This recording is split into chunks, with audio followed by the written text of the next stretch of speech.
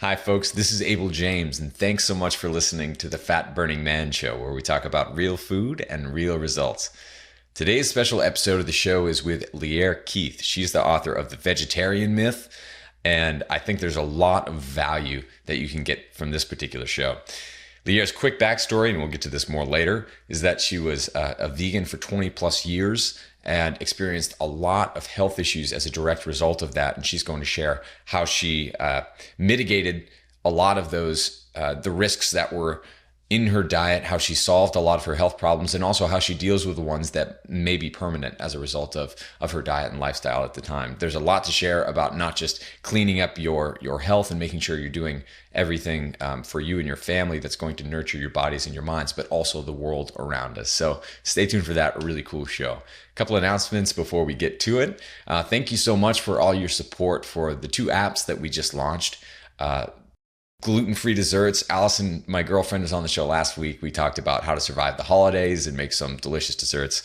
We released gluten-free desserts for the App Store on Apple devices, and it went super well. We hit the top bestseller charts with that and our other app at the same time during Black Friday and Thanksgiving. So we couldn't have done any of that without you. So we're just so thankful for all the support, and we're already getting a lot of emails from you guys talking about all the cookies and pies, especially the bacon bourbon apple pie that you guys have been making. And we're so happy to be a part of your holidays. So lots of recipes to come and lots of fun to come too. And I have a few posts that if you're trying to stay lean during the holidays, stay tuned to my blog, fatburningman.com, and the shows as well, because I'm going to help you navigate through that, because it can be a little bit dangerous when you're around the cookie table throughout the holidays. So we're here to help.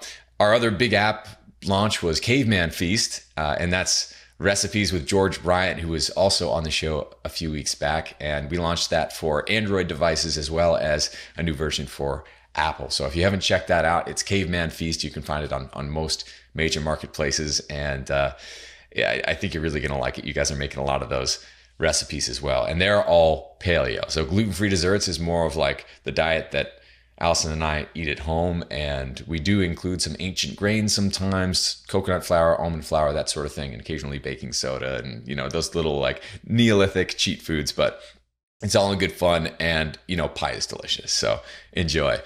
If you'd like to stay up to date, there are a couple of other things coming up down the pike. And the best way to get in touch is just sign up for my email list at fatburningman.com. And as a special thanks, I send you some free goodies and a video course to help you navigate losing stubborn body fat, as well as getting in the best shape of your life. So check that out. Couple of things to come.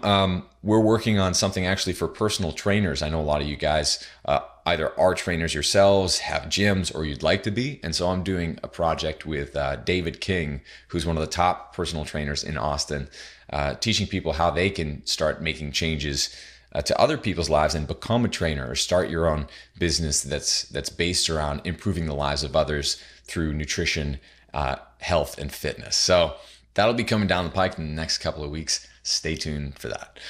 All right, so on to the show with Lierre Keith.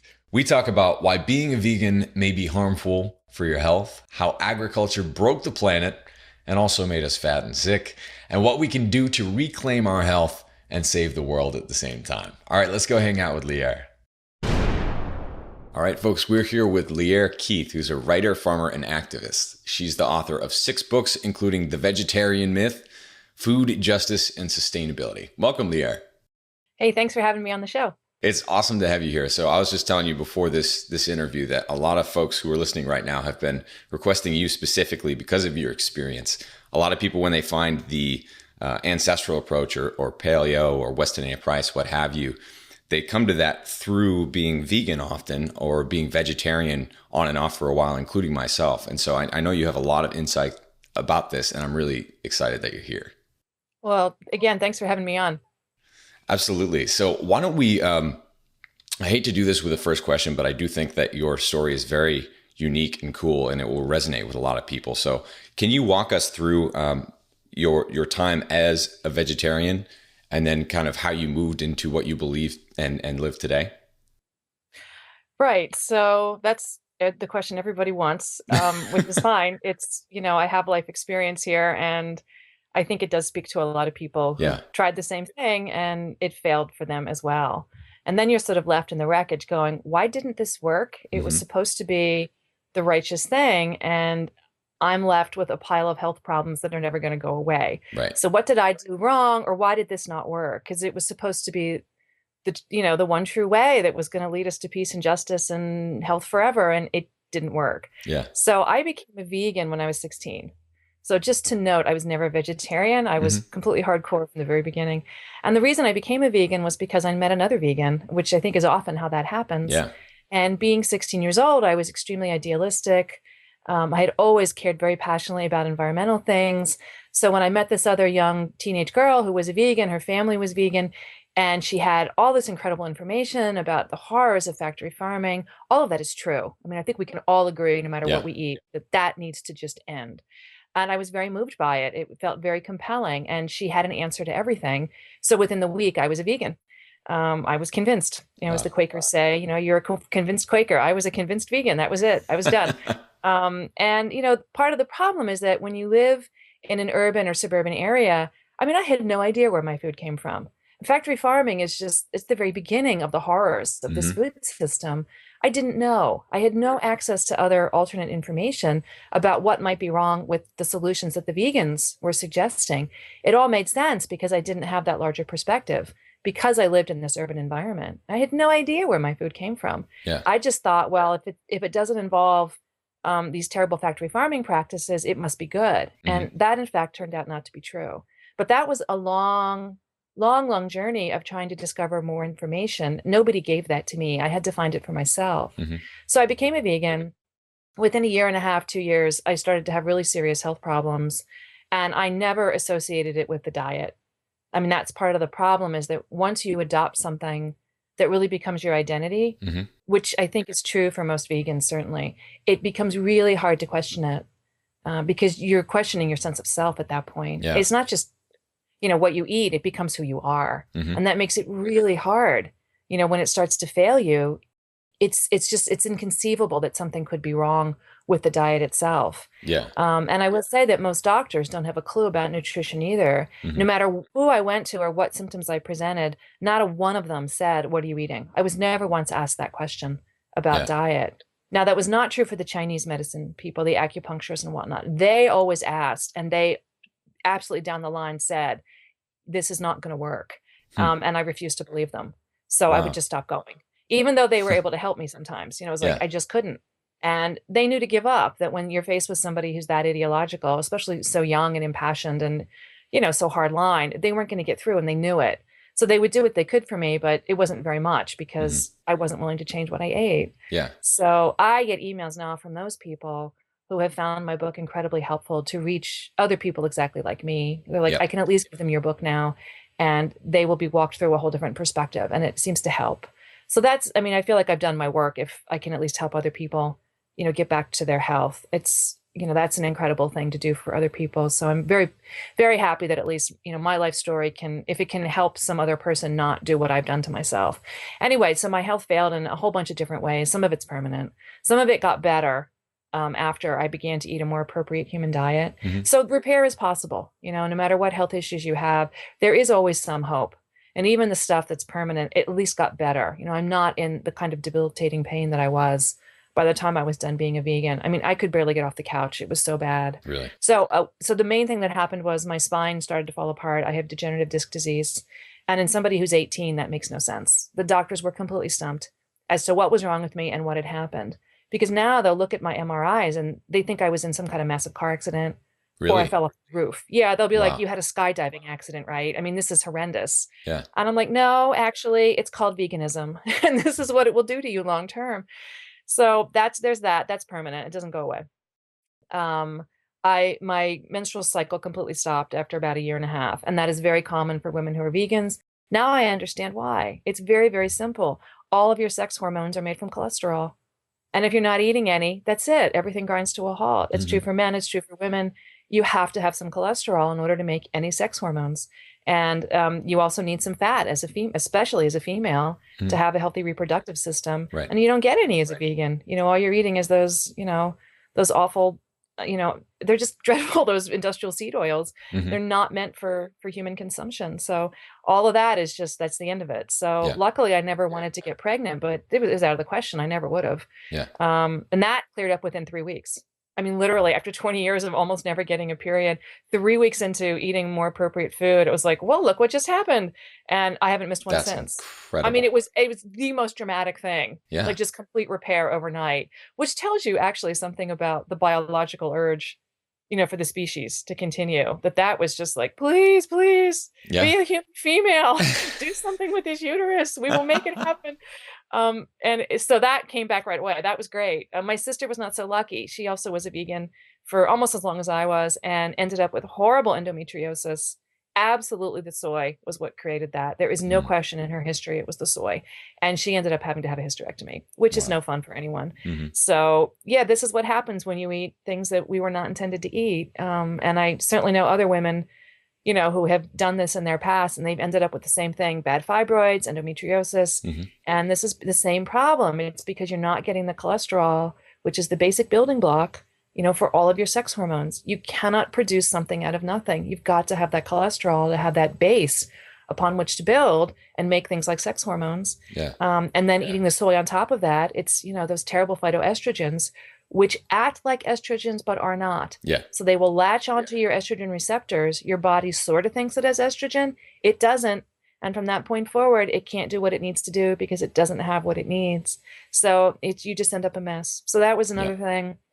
Terrible hypoglycemia. This is a really common thing with people who eat way too much carbohydrate, whether or not they're vegetarian or not.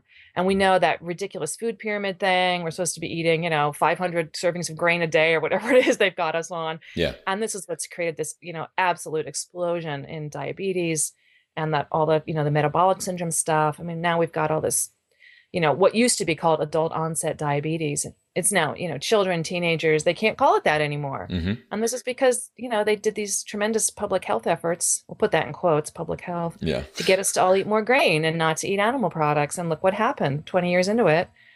All these poor kids are they're a mess. So I had, of course, had that. That's permanent. You blow through your insulin receptors, they don't come back. So I really have to be very, very careful about the level of carbohydrate I eat meal to meal. I have to be really careful on that.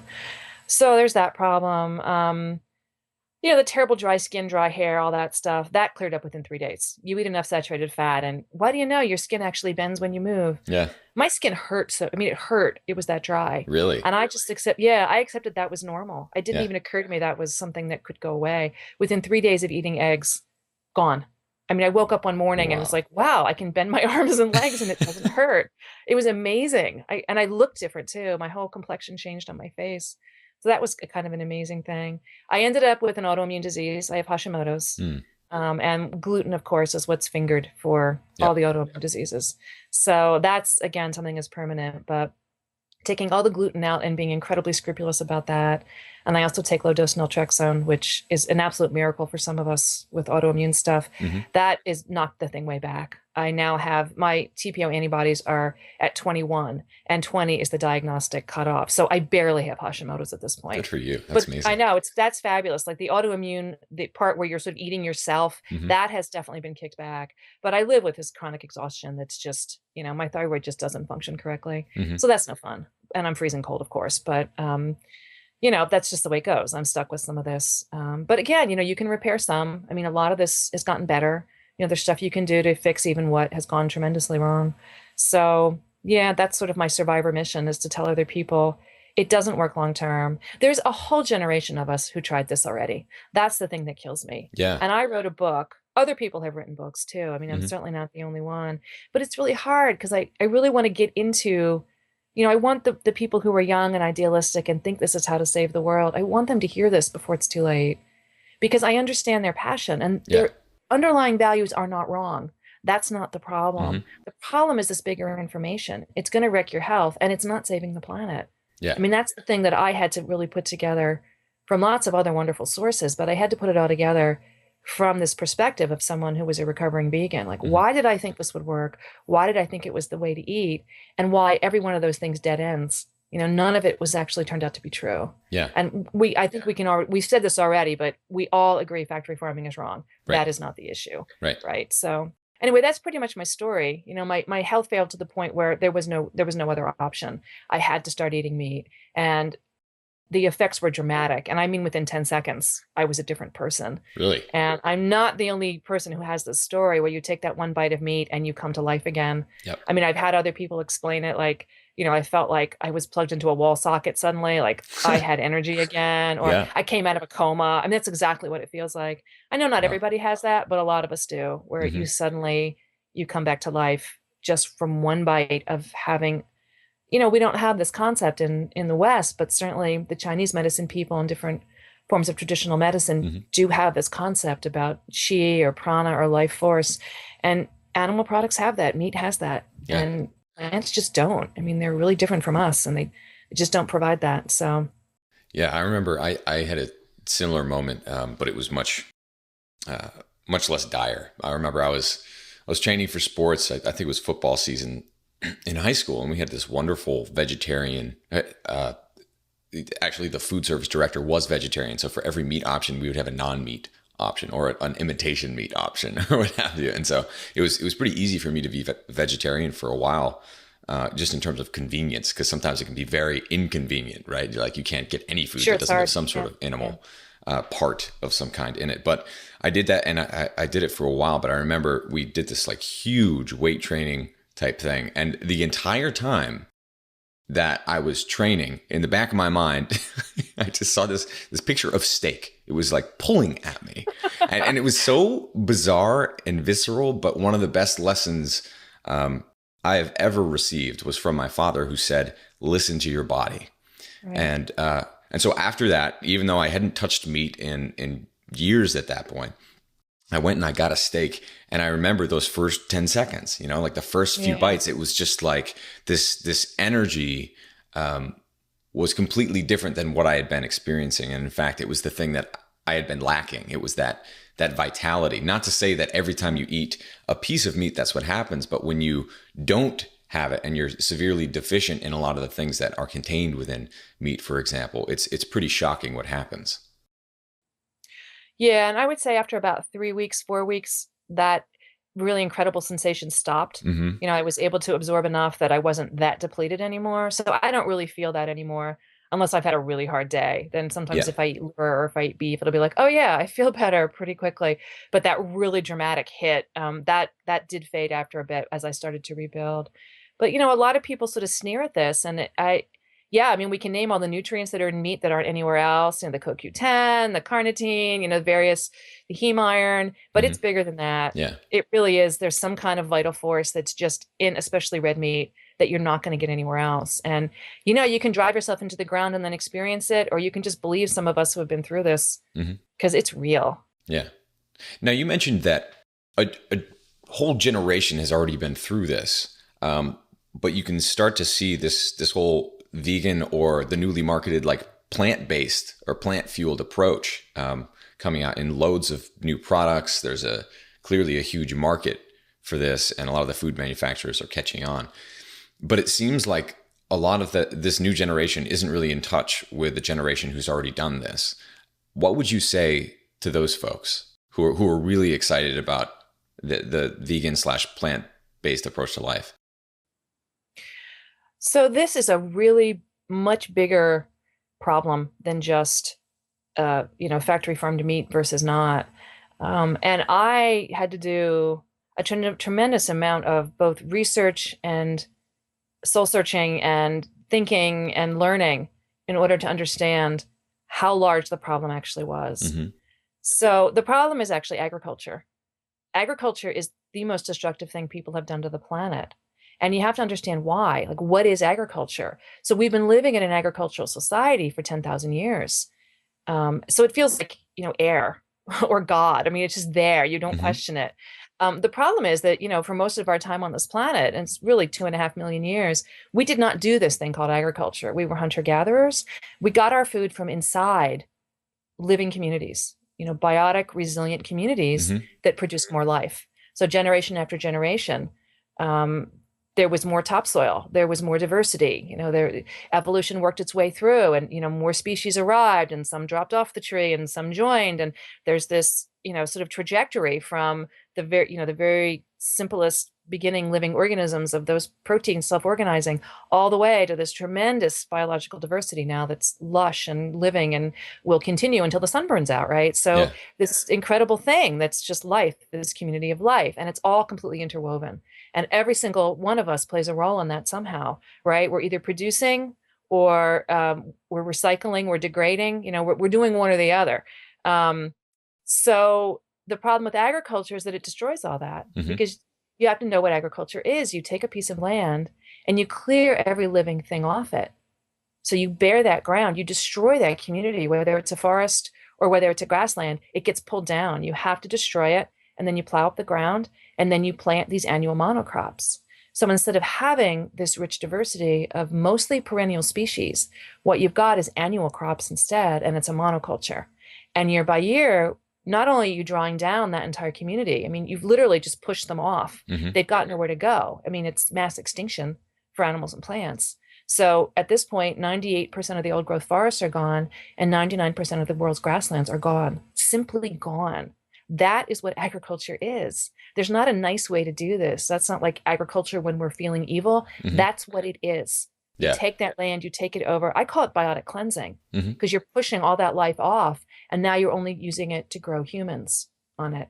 And a few other species can survive there as well. So corn has been incredibly successful. Yeah. Wheat has been incredibly successful. Soy, they've taken over massive amounts of the planet.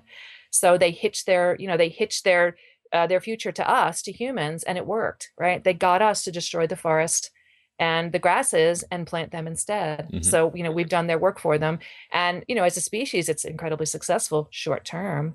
Long term, it means the planet's just been trashed. Yeah. So that's the problem. That's what agriculture is. So you Hmm. might think, well, there's nothing dead on my plate because you don't see a dead cow.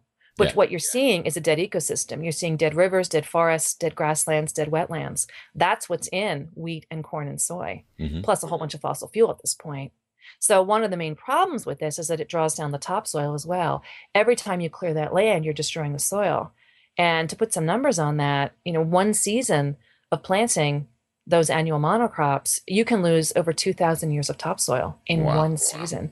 Yeah, that's how bad it is. There were farms on the first day of the Dust Bowl in South Dakota that lost all their soil in one day. In one day. That's thousands of years of nature's work gone, and they were just down to the subsoil. And you can go online, look at the pictures.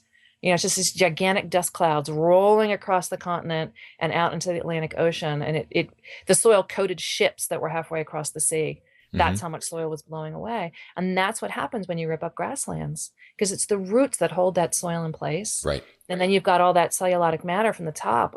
Literally the bodies of the plants protect the soil as well from the top. So from rain, from wind, from sun, soil is just like us. When it's exposed, it dies, right? Yeah. It needs to be protected. So that's what agriculture does. And so through history, there's 7 different places where agriculture began, and that living pattern is called civilization. So the problem is you're on drawdown from the moment you start. You pull down your forest, you plow up your prairie. Now you're drawing down the soil.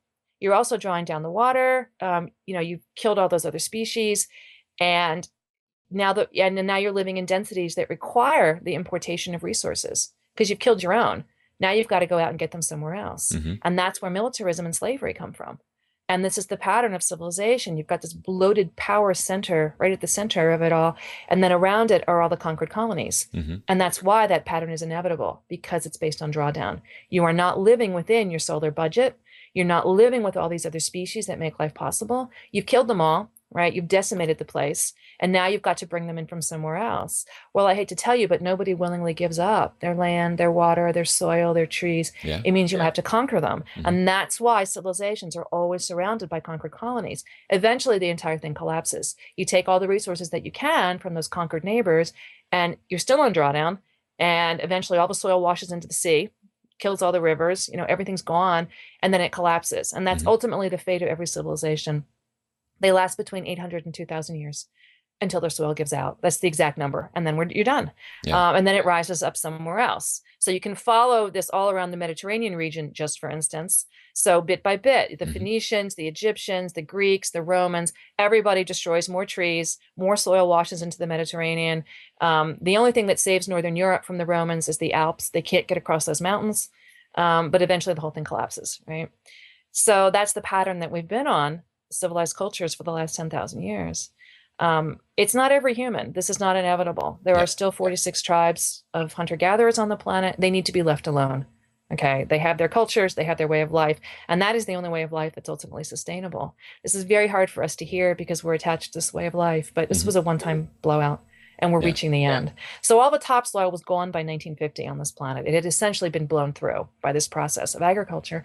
And at that point, there should have been a natural correction. It's not a fun process, but that's what happens when you overshoot. Nature takes care of it.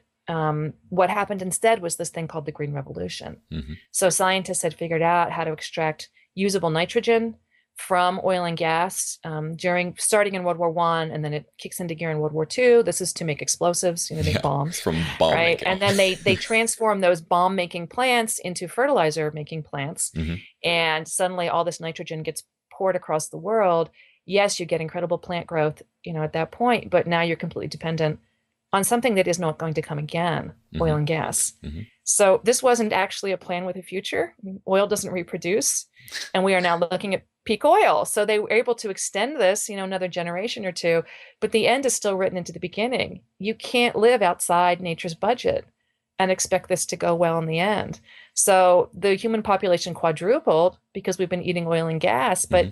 again, this is not a plan with the future, and we are going to be faced with this inevitable population crash at the end. So we only have two options at this point. We can take control as a species, realize what we've done over 2 or 3 generations. We could reduce our numbers Hmm. pretty simply to something that's more sustainable, and repair what we've destroyed. And that's really my passionate plea to those people who believe in this plant-based diet. Hmm. More of the same is not going to save us. Yeah. We've got to repair those forests and those grasslands and those wetlands and live again inside them.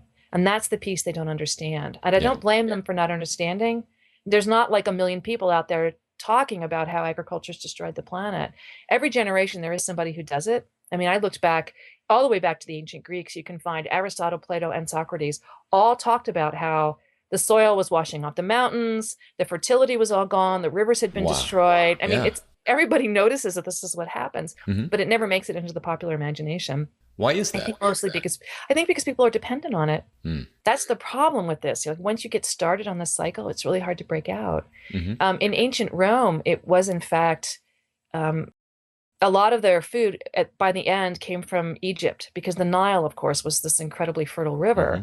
and it would supply silt every year, so that right along that Nile, it would flood, and that would provide fertility. So it was really hard to kill that area because there was so much silt coming down the Hmm. river. There was almost a little more fertility. They were doing it slowly, but it took a lot longer than the other rivers. But the Nile, that whole region in Egypt, was so important to the survival of Rome that Egypt itself was a personal possession of the emperor of Rome. And anybody who interfered with the offloading of grain on those boats across the Mediterranean, it was summary execution. You could be killed instantly if you interfered with this at all, because they knew that the population was dependent on that grain for food. And that was, it's quite clear that they knew, because they would kill you Yeah. if you got in the way, because they would have starved in a few days without it. So I think there's a tremendous just level of denial that everybody's living in Yeah. about the situation that we're in. And the fact is, it's quite grim at this point. Yeah. Without that fossil fuel, there's going to be mass starvation. And we are at the top of, that curve is on the down. I mean, they can keep trying to frack and do whatever they're doing, but folks, we're running out. I mean, you can't make more of it. Like, this was not a plan with a future. And that's the problem. So these facts look really grim to people, and people just pull back from it. Hmm. They don't want to know. And I'll say the other problem is that less than 2% of the labor market in the United States is now about farms. Farming is now such a significantly insignificant, Hmm. it's there's so few farmers left that the U.S. Department of Labor calls it a insignificant number, because it's all done with these just huge there's gigantic tractors and stuff. You don't need labor on farms anymore. Yeah. And all the family farms are dead because of farm policy. Even that terminology, the way that they're communicating that in semantics, it's an insignificant number. Yeah. That just portrays so much, right? So my brother's an organic farmer, and I've kind of seen him choose his career path. And when someone says, even if we go to something together, If I say I, have a podcast show or whatever, or a publishing company, they're like, oh, cool, that's wonderful. Or when I was a consultant, they're like, good job, that's great. With my brother, it's like, oh, I'm an organic farmer. And they're just like, oh, cool. That's nice. Yeah. But like, Right. what are you going to do with your life, really? That's what the Right. conversation they're having with him. Like, when are you going to get a real job? And it's so terrible because I think that happened quickly, right? Farmers used to be the people who fed the Right. world. That was an incredibly important job. And I was thinking about this recently when we were talking to each other. He's always been someone who really lives in the present and in the past in a way. And he tries to do the vast majority of his farming without any sort of fossil fuels, which means he uses a tractor like once or twice a year, and he does everything else animal powered. And so he's kind of back there, and he's serving the world by feeding the people around him by running a CSA. And like, we have a very similar mission, but I'm just doing it in this techie world, which is kind of silly, but I think it's illustrative of the fact that right now we're so caught up in all these gizmos and technology that we're not acknowledging the importance of what actually feeds and sustains us in the world, which is those farmers. And especially in America, it seems like we just don't care. Well, we don't. The number one cause of death for farmers, both in the United States and in India, is suicide. Number one cause of death. And they're essentially serfs at this point to the six corporations that control the world food supply. And there's nothing they can do to get out of that situation. At this point, the food policy is so skewed around the world that they're just stuck in a completely untenable position. So, and in the United States, they kill themselves by throwing themselves into the machinery to make it look like an accident, so at least their families can get some insurance money. And in India, they tend to just drink the poison that is the industrial chemicals. But suicide is the number one cause of death, and that to me is one of the grimmest things I've heard, in years. It's really, really horrible for all of them. But they have been reduced to serfs. That's really what's happened because of the international farm policy. Now, I would imagine, though, in the past 5 years, since you've come out with these books and you've really devoted your life to spreading this message, in the past 5 years, it's clear that something is happening. There's this growing awareness around the fact that we do need to eat better. We need to believe in food that comes from a different and better world than it comes from now. You're seeing farmers markets pop up everywhere. People are getting into these newfangled crazy diets that are eating like people did hundreds of thousands of years ago. It seems like this is changing a little bit. There are the people who are getting worse. There are the people who are getting better. And the people who are getting better, that group is getting very niched and tight and excited. Can you feel that? Yes, and I couldn't have done what I had done unless some people had come before me had really laid some of this groundwork. So, I mean, absolutely Sally Fallon and Western Price Foundation, absolutely key in my recovery and in my understanding of so much of this. All that information about grass feeding and why that's so important to human health, and how cows actually work. Like, what is the biological process of a cow? Why do they need grass instead of grain? I didn't know any of that. Why would I know any of that? I was this suburban kid who grew up surrounded by cement. I'd never seen a cow. I mean, what did I know about cows?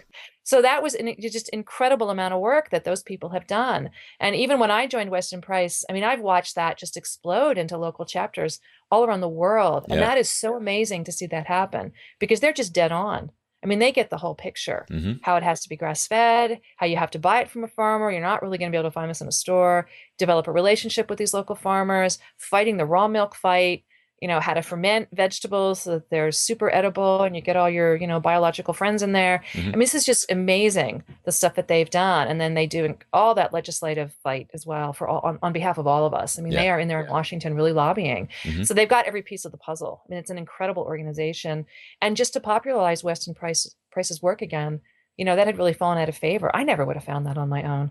I had no idea what had gone wrong, and so to find all of that and to read his work, however dated it is, there's still incredible information in there that everybody should have. Yeah. Those photographs were so compelling. More than Just anything to else. see the teeth, on those people. Here they are eating their traditional diets, and here they are, the next generation, eating the so-called displacing foods of modern commerce. And you see their teeth are a mess.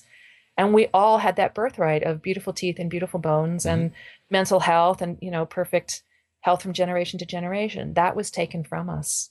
But without those photographs, without that book, was nowhere near as compelling. And I never would have found that on my own. So Yeah. there's all kinds of people who have already done a lot of this work. And then you have the farmers like Joel Salatin. I Hmm. mean, this is incredible stuff. He's out there doing it, explaining how is topsoil built? Why Hmm. is it important? And they've done it. They've had to move the fence posts on his farm because they've grown so much soil. The fences were too low. When does that ever happen on this Yeah. planet? I mean, that's It's an so cool. amazing thing.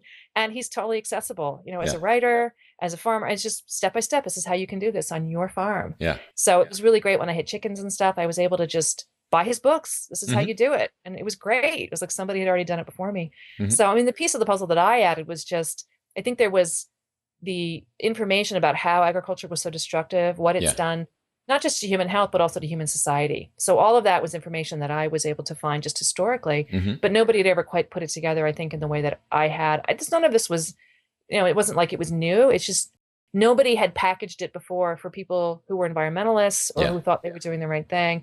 And I think coming from my life experience, I could speak to people in a way that others couldn't because I'd been in that world. So Hmm. I understand what their concerns are and I could address them one by one. Yeah. So I think that was the part of it that I added. But I have to say that it's I'm very moved on a daily basis because I get emails from the exact people that you're describing Hmm. who tried the other, it didn't work, they don't know why. And then my book is the one that really convinces them. Yeah. And because it tries to address the ethical questions, the environmental questions, not just the health questions, because a lot of people will suffer if they think they're doing the right thing. Hmm. And that's very commendable. But the point is that suffering on this doesn't help. Yeah. You're not actually helping animals or the earth by destroying your body. Yeah. So anyway, I get these emails all the time that say, thank you for, you held my hand and you walked me through it. And now I understand there's a better way. And it's just very, I just feel very honored that people take me seriously enough and Hmm. that I'm able to help them, figure out that there is this way bigger perspective about what's wrong Yeah. on this planet. And now they understand, I don't have to change my base values. Sustainability matters, compassion matters. Questioning human hubris, that really, it matters. We need a better set of values, but agriculture isn't the way to do that. We've really got to repair. And then suddenly it sort of opens a huge vista on what they can do. Right. And then they can go find grass-based farms in their area and know that they're building topsoil Hmm. with every bite they eat, that the animals had good lives, that they're supporting their local economies, not these giant, the giant corporate industrial interests that control wheat and soy and corn, Hmm. as they destroy the planet, that there actually is a completely different way to eat that makes all of us whole again. So yeah, I think that's, if I've been able to do anything, that's what my book was about. And it's amazing to watch how many people, I think this movement's getting bigger and bigger all the time from Yeah. every angle, It is. which is really great. The health angle, the Hmm. environmental angle, we've put all these pieces together in a way that makes sense to people. Once they're willing to engage with the information, Hmm. you can start to see it in a better way. And I think one of the coolest things that happens is vegans are so devout and strict, and there are all these stereotypes, and a lot of them, since I lived them, I know are true. Yeah. But the coolest thing is that when you start aligning that power and that discipline towards something that's the next level, like you're talking about, going back to say Weston A. Price versus just or hunter-gathering lifestyles, that sort of thing, instead of just thinking about meat. When you extend that, you don't need to abandon all of your beliefs and ethics, aside from maybe understanding the way that you eat meat in a different way than you might have before. But I think, for me, it was, when I started with this, it was really the ethics that made it so easy to eat, or avoid eating meat initially. And so it was actually reading The Omnivore's Dilemma for the first time Mm-hmm. that just brought a lot of things to light. And I'm just like, well, I guess I can't eat vegetables either. Right. And I certainly can't Right. eat soy or corn. And it looks like wheat isn't that great of an option either. I don't know what to do. And that was such a cool moment because it made me think that, I wasn't perhaps 100% correct in the way that I was living and what I believed at that point. There was more to learn. And the more that you learn, you see that you can align those ethics of believing in a better world and treating all of the animals and humans and plants in your world better. But you just live in a slightly different way. But you can still, actually, I think this would be a great point to talk about what is on Lierre Keith's plate at this point, and how do you think about each thing that's on your plate? Right. Well, like for breakfast, I usually have bone broth That's what I start with, which I make myself, and I, boil it for 24 hours, and it's really dense stuff. It's great. And eggs usually is what I have for breakfast. And I often will have either bacon or sausage or something to go with it. There's a really great farm near me where they have pasture raised pork. Nice. I also have access to fabulous eggs. I don't have chickens at this very moment, but we'll be getting them soon. And yeah, and then the bone broth is I get the chicken bones as well from the local farm. So that all comes together really well. You can go there and look at everything. It looks great. The soil's building and everything's green and lush, and everybody's really happy. So it's a good breakfast. And then lunch is usually some kind of vegetables and beef of some sort. And again, there's lots of, where I live, I'm lucky, there's a lot of really great local grass-fed beef right here. So it's very simple to get it. I don't even need to put it in the freezer. I can just get it. Yeah. So that makes it really easy. And I eat bison when I can get that as well, but that's a little bit harder to get. Yeah. But God, if you've never had bison, try it. It is fabulous stuff. It is. No, I love beef, but bison is so sweet. There's something that's just so, it's got a slightly different flavor, and it's more interesting. Yeah. And if you overcook it, it's dead in an instant. Yeah. You have to be really, and beef you can overcook and still eat. This you can't. It's like there's just a really sweet point with cooking it that you just have to get used to, but it's amazing stuff. And I am completely in love with bison just as creatures at this point. I'm writing a book about prairie restoration. You cannot not love these creatures. Yeah. They do such amazing things for their habitat. And we don't really know why as humans. They do these things that, how do they know to do that? But they do. It's just one of those things where you end up having, like, it has to be spiritual. I mean, how can the world work this beautifully? These creatures are so wise, and you understand like how it was that, or is that, so many cultures really see animals as our teachers, as our elders, as our leaders. It's like, just follow the bison. Look what they do. It's incredible. And one of their amazing habits is, they live in dry areas and grasslands, and they create what are called wallows. So they lie down, they put their horns, they put their heads down, and they dig these little holes. We don't know what's in it for them, right? Why do they do this thing?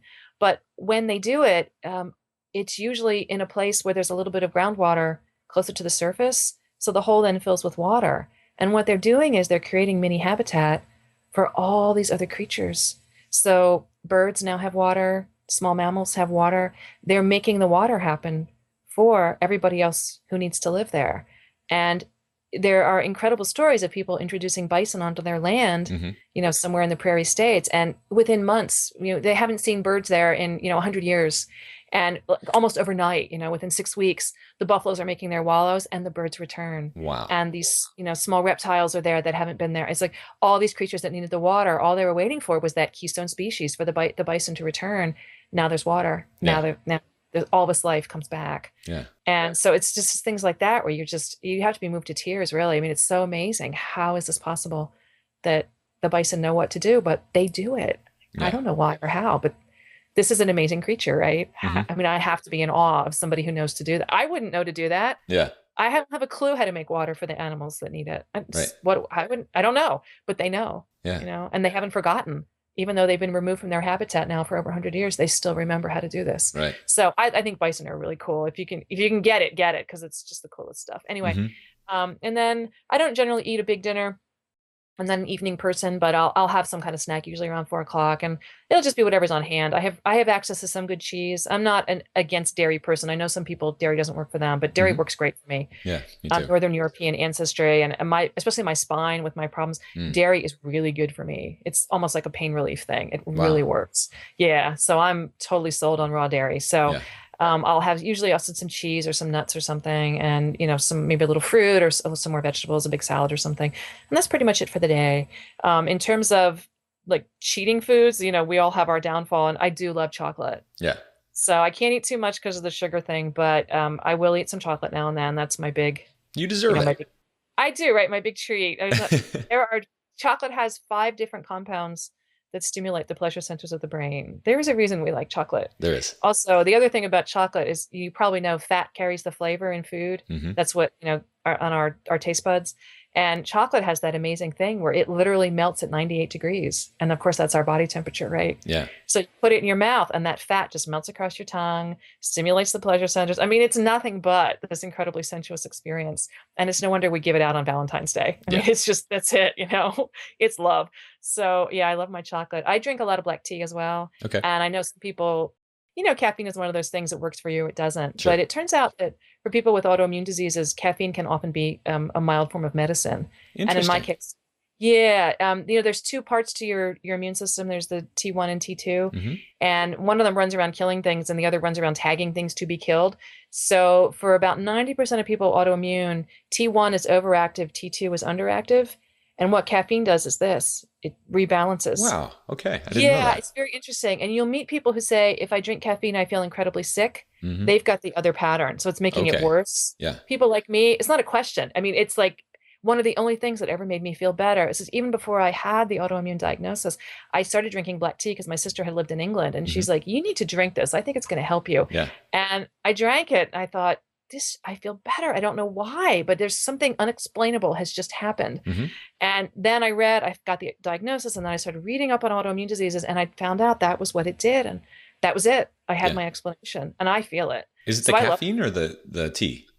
It's the caffeine itself. Some people feel better on coffee. I don't drink coffee. That's too much for me. Yeah. But the tea is the thing. And just a little bit throughout the day really helps. Yeah. Also the L-theanine, you get the little endorphin rush. I mean, all that is, it's fun. It's nice. Happy.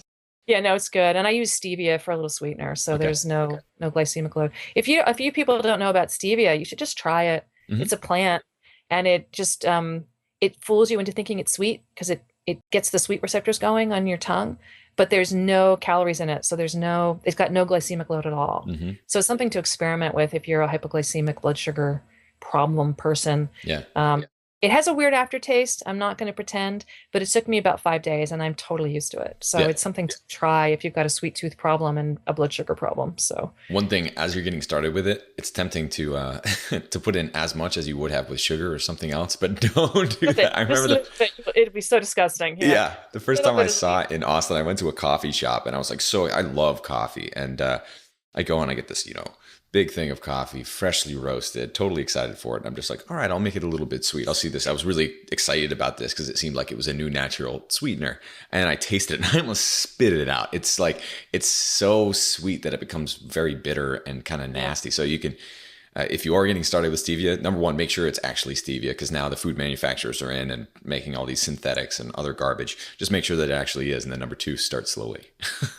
And also there's a whole bunch of different brands and they all taste different. They do. So if you don't like it the first time, try another brand. I swear to you, you might like another one. Yeah. Because there's some that I hate and there's a few that I really like. Right. And so just work your way through them. If it's worth trying, really. If sugar is something you struggle with, this is something that can work for you. Yeah. You just got to make it work, but you'll figure it out. So it's worth doing. Totally. So that's pretty much what I eat on a daily basis. Nice. Yeah, it's good. It's easy. It's all here, and I'm supporting local farms. It's like it all comes together, and that really makes you feel whole way. And I just love seeing the grass. When I go to the farms, it looks so beautiful, and you can see they're building soil. And that's really the main thing, the main question. It's not anymore, what's dead on my plate, because everything on that plate is dead. Plants are alive. They're quite sentient. They do amazing things. In fact, a lot of plants are carnivorous, and we don't think about them being carnivorous, but they are. Yeah. Tomatoes, for instance, are quite carnivorous. They kill insects, and then they passively wait. Some of them actually suck nutrients right out of the insect into their stems, because they've got tiny little prickers that actually get the insects to stick to them. Wow. Yeah. And then they just absorb the nutrients through that. Others of them, it's slightly more passive. They kill the insects drop to the ground, and the plant knows that in a week, 2 weeks, a month, 2 months, however long it takes, that body, those nutrients degrade. They are degraded by other creatures, bacteria, whatever, and they will be able to absorb those nutrients through their roots. So they're killing in place. Yeah. We don't think of them as predators because they don't have teeth, and we're not afraid of them. They are predators. There's no question. And they're very active in their lives. They just don't walk around. But the more you learn about plants and what they do, I mean, again, you just have to be in awe of how amazing this is. I mean, they do incredible biological warfare on each other, on animals, on insects and stuff. And they also communicate in ways that are really pretty stunning. They warn each other. Oh, we've had an infestation over here. We're getting hit by locusts. You might want to ramp up your production of insecticides, and then the plants next door will do that, Hmm. and will get ready for the infestation. And now they're more resilient against the predators that are coming to get them. So they Yeah. communicate through their roots. They send incredible messages through the rhizomes, the mycorrhiza. All of this makes life possible for us. And I think we need to be humble in the face of it. We have no idea what's going on out there. Yeah. And the more you learn, the more in awe you are. Right. I mean, we cannot photosynthesize. I have no way to get energy out of the sun. All I can do is eat the creatures that do that, or the creatures that eat the creatures that do that. And I just need to be humble, Hmm. because we're just the icing on the cake on this planet. Nobody needs us. Yeah. Nobody, Yeah. you know? And even though we've done so much damage, I remember growing up, it was an old farmhouse and we had all these beautiful stone walls. And the cool thing was, like, being a little kid, as you played out in the woods, like, you would come across these stone walls, but you'd see these towering pine trees and other enormous trees. And, I remember being a little kid and asking my parents, like, how did this happen? And they're just like, oh, well, this all used to be a farm. It was all fields. And it's just extended, pretty much this whole neighborhood and all the neighbors' property and all the way to the lake. And I just thought that was so amazing. But you see it now, and the world does start to come back, even though we have done all this damage. Amazing things happen when we get out of the world's way. And I think the best way we can do that is by living the way that humans are supposed to live, in the way that you describe. Well, an incredible example of that is Chernobyl. Hmm. You can go look on the pictures online, but having removed most of the people for, 20, 30 years now, the place is a biological reserve that's just sprung to life. Hmm. And this is, set aside the radiation damage, which is quite real. I don't mean Sure. to minimize that, but there are multiple packs of wolves now at Chernobyl. Not just a wolf, Yeah. not just a pack, multiple packs of wolves, which means that entire food chain has come back to life, because It's they're, incredible. they're apex predators. There are Przewalski's horses, which are those rare European horses. There are herds of them now on the Chernobyl site, because nobody's killing them, right? Hmm. Nobody's just, their habitat has come back. They have come back. There's all these incredible water birds that are, waterfowl that are, horribly, endangered everywhere. These eagles and stuff that have now come back. And it's amazing to look at the pictures, because it's just this amazing abundance of life that's returned there, which, in one way you can say, well, even a nuclear disaster is better for the planet than civilization and its destruction. How ironic is that? And I will say, there are still some people who stayed, and the people who mostly stayed were the old women who said, I live here, you're not removing me. And they're there with their goats and their chickens, eating their yogurt and their beet kvass, and they're fine, and they're not killing anything. It's like, this is just how we live here. And they can live with the wolves and the horses, and that's who's there. Yeah. And a few people also have just trickled back. Same thing. It's old people who are like, Hmm. I just miss my home. Yeah. I'm not going to live in a city. I want to go back to where I lived. So they're all there living in peace. And it's an amazing, go look at the pictures. You will be so amazed at how beautiful it is. And this is on top of, I'm not trying to minimize the horrors of what happened there, but this is what happens when you just get out of the way. Life will return. So I'm not out of hope. I There think is we hope. could. We could repair this planet. Yeah. And the statistic that I love the most is that if we could restore even 75% of the world's grasslands, which have been destroyed by agriculture, let's be very clear, but it's even 75%, if we could just let them come back with their appropriate remnants, in about 15 years, we could sequester all of the carbon that's been released since the beginning of the industrial age. Wow. So we could get it back under 350 parts per million, which is the real cutoff. It wouldn't take that long, and it doesn't take any technology. All we have to do is let the planet do what it does. Grass is incredibly good at building topsoil. That's what it does. That's what grasslands are, is that huge bank of topsoil. If we just get out of the way. And carbon is the basic building block, of course, of that soil. So it just pulls it out of the air. Yeah. We could do this, right? We don't need to panic. We just need to do it. Yeah.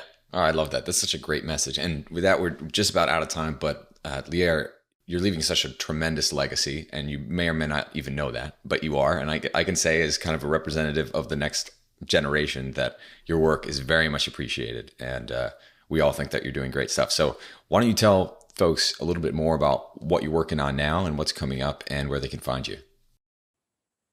Well, I'm writing a book now about restoring the prairies. Like I just mentioned, that's my hopeful statistic for the day. Explaining how we might do this, why we should do it, where to go from here, because we need some solutions and we need them fast. And I really want the people who care the most to understand the depth of the problem, because right now they don't. Yeah.